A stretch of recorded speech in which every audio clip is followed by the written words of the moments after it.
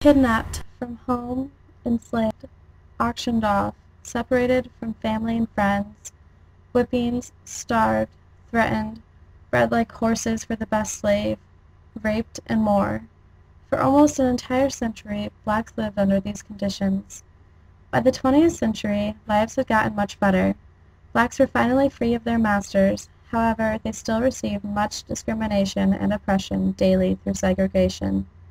Whites had created white restrooms, white drinking fountains, white waiting rooms, white neighborhoods, and so much more.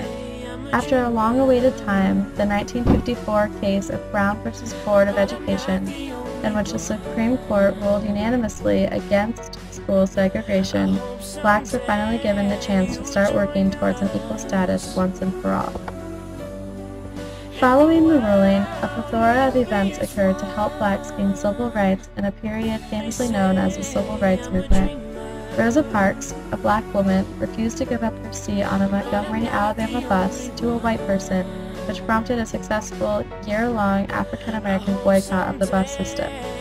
The following year, the U.S. Supreme Court ruled that segregation of buses is unconstitutional in that area. One of the most famous leaders of all time, Reverend Martin Luther King Jr., helped develop the Southern Christian Leadership Conference to work for full equality for African Americans in 1957.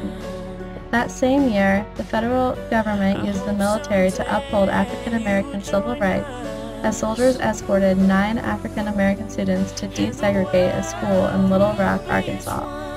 3 years later, in 1960, 4 African American college students held a sit-in in an attempt to integrate a Woolworth's lunch counter in Greensboro, North Carolina, launching a wave of similar protests across the South. In addition, the Congress of Racial Equality, also known as CORE, began organizing freedom rides throughout the South, striving to desegregate interstate public bus travel.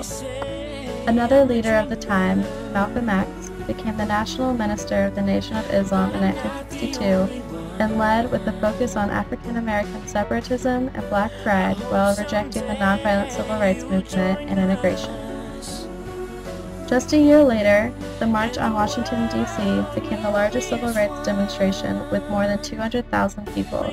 Martin Luther King Jr. gave his speech, "I Have a Dream," there as well.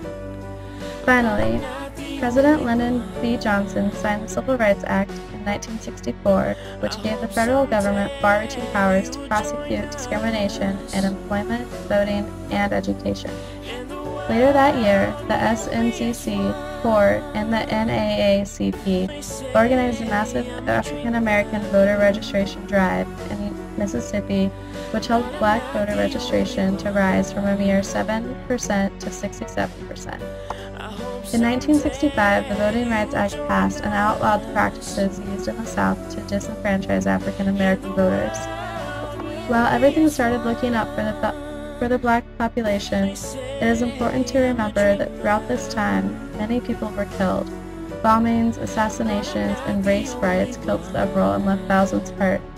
After undergoing much despair and hardship, the black population finally became represented in the Supreme Court by Thurgood Marshall, in Congress by 15 blacks, and in the Senate by Edward W. Brooke. Lastly, People United to Serve Humanity, also known as PUSH, created by Reverend Jesse Jackson, developed into an influential movement for economic advancement and education for blacks. Life may still not be perfect just yet, but there has been a definite improvement, and things can only get better for the future. Remember, everyone deserves equality.